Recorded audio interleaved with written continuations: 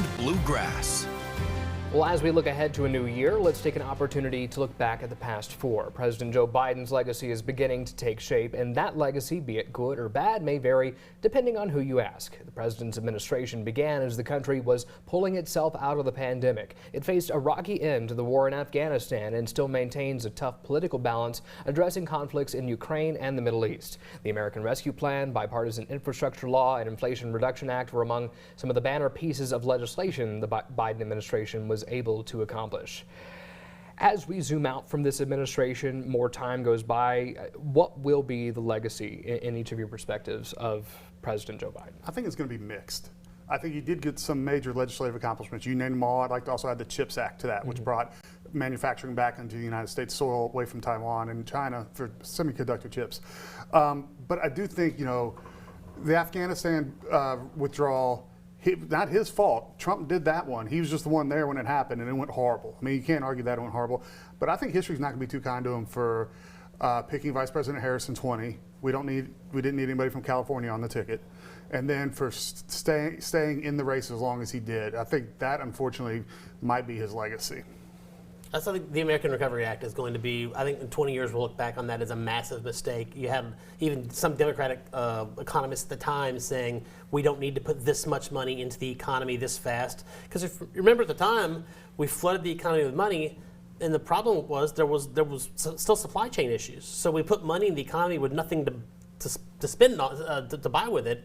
And that's what caused the inflation that we went through. And I think in 20 years or so, when we look back at the Biden administration when it comes to domestic politics and the domestic economy, we're going to look at that one act as something that really kind of haywired the economy for a period of time. Yeah, but I'm going to push back a little bit on that, because in that act was an expanded child tax credit, which significantly brought people out of poverty. There's percentages of people that were out of poverty while those child tax credits were there, and we should have kept them, and Manchin was one of the reasons why we didn't keep them, and those people went right back into poverty. So that was a policy that was working. It was doing its intended job to lift people up out of poverty, and unfortunately we didn't continue that. I do think it's going to be hard historically as we move forward to put any sort of context or judgment or comparison to other eras. When the last year of the Trump administration, the first two of the Biden administration, because of COVID, it was such a unique situation, such a strange situation, such an unprecedented situation that I don't know that you'll be able to look back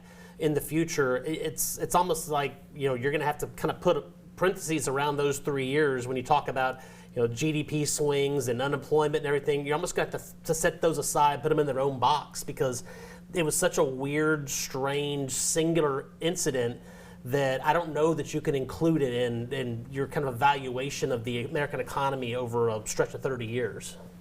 Do the significant number of infrastructure projects stand out to you? I've even heard some refer to Biden as the infrastructure president.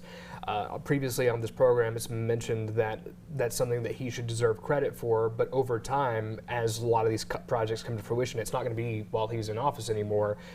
Is he going to get that credit? Well, he should, because every single Republican that voted against it went home and attended every single groundbreaking and tweeted out about how glad they were open this harbor here, this bridge there, this road there, when they voted against it. And I'm glad the White House Twitter account called them out each and every time for the hypocrisy. I mean, to be fair, when that money's out there and available, you'd be doing, even if you voted against it, you'd be doing a disservice as your job as a member of Congress to not go get the money for your district. You may have disagreed with the bill, but when the money is there and going to be spent, it's incumbent upon you to go get the money for your district. If you don't vote for the bill, you don't go to the ribbon cutting and tweet out that you're proud for it. Now, Sorry. Senator McConnell did show up and did vote for the bill.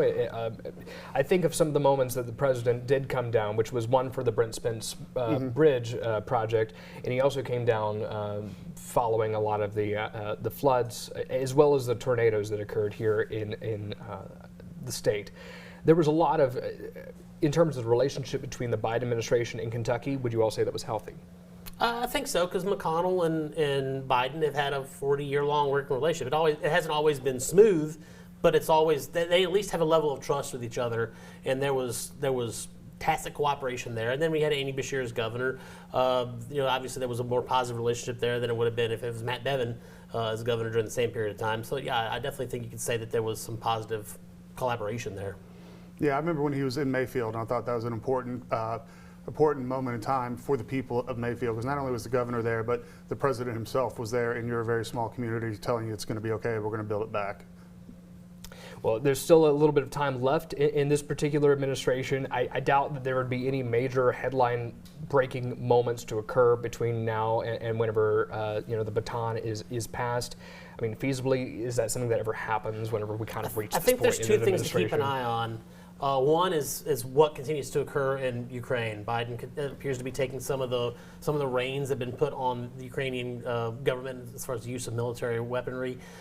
It'd be interesting to see how that occurs. He's also trying now to maybe forgive some of the loans that have been given to Ukraine. That'll be worth keeping an eye on. And there's another piece of legislation I want to highlight too. There's actually a bill going through Congress right now that if it can get out of the House, I think it may be signed into law, which this day and age, you don't see a lot of lame duck legislation passed, but it would actually substantially increase physician reimbursements, which I think would be an important, especially for Kentucky, because we have one of the lowest reimbursement rates for Medicare and Medicaid in the entire country. So that'd be huge for Kentucky healthcare providers if that could get through here in the lame duck. All right, we'll have to put a pin in it there.